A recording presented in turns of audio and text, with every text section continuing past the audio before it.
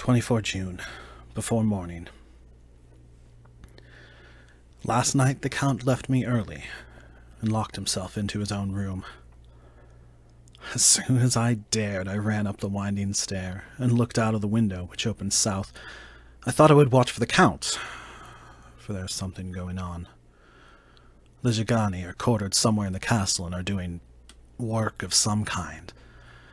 I know it, for now and then I hear a far-away muffled sound as of mattock and spade, and whatever it is, it must be the end of some ruthless villainy.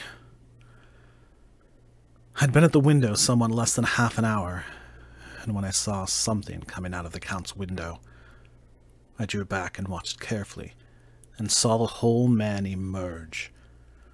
It was a new shock to me to find that he had on the suit of clothes which I had worn whilst travelling here, and slung over his shoulder the terrible bag which I had seen the women take away.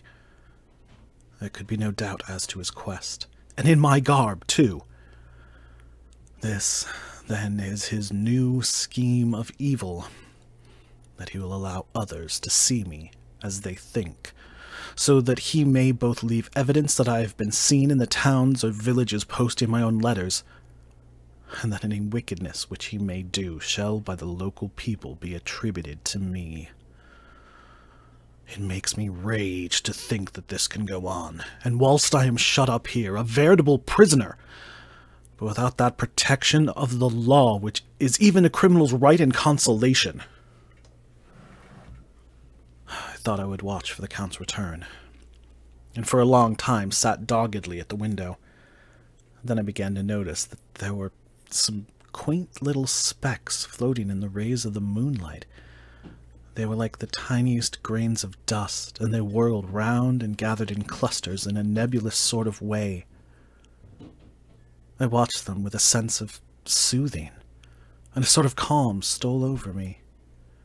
I leaned back into the embrasure in a more comfortable position, so that I could enjoy more fully the aerial gambolling.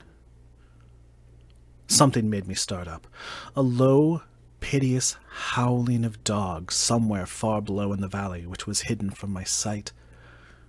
Louder it seemed to ring in my ears, and the floating motes of dust to take new shapes to the sound as they danced in the moonlight.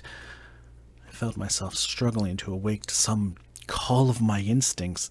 Nay, my very soul was struggling, and my half-remembered sensibilities were striving to answer the call. I was becoming hypnotized. Quicker and quicker danced the dust. The moonbeams seemed to quiver as they went by me into the mass of gloom beyond. More and more they gathered till they seemed to take dim phantom shapes.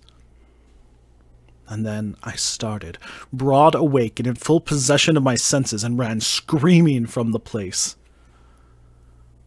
The phantom shapes, which were becoming gradually materialized from the moonbeams, were those of the three ghostly women to whom I was doomed. I fled, and felt somewhat safer in my own room, where there was no moonlight, and where the lamp was burning brightly. When a couple of hours had passed, I heard something stirring in the Count's room, something like a sharp wail quickly suppressed. And then there was silence, deep, awful silence which chilled me. With a beating heart I tried the door, but it was locked in my prison, and could do nothing. I sat down and I simply cried. As I sat, I heard a sound in the courtyard without. The agonized cry of a woman. I rushed to the window and, throwing it up, peered out between the bars. There, indeed, was a woman with disheveled hair, holding her hands over her heart as one distressed with running. She was leaning against a corner of the gateway. When she saw my face at the window, she threw herself forward and shouted in a voice laden with menace, "Monster, give me my child!" She threw herself on her knees and, raising up her hands, cried the same words in tones which wrung my heart. Then she tore her hair and beat her breast, and abandoned herself to all the violences of extravagant emotion. Finally, she threw herself forward, and though I could not see her, I could hear the beating of her naked hands against the door. Somewhere high overhead, probably on the tower, I heard the voice of the Count calling in his harsh, metallic whisper. His call seemed to be answered from far and wide by the howling of wolves.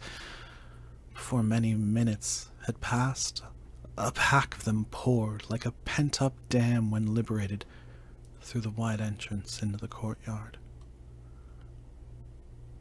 There was no cry from the woman, and the howling of wolves was but short. Before long they streamed away singly, licking their lips.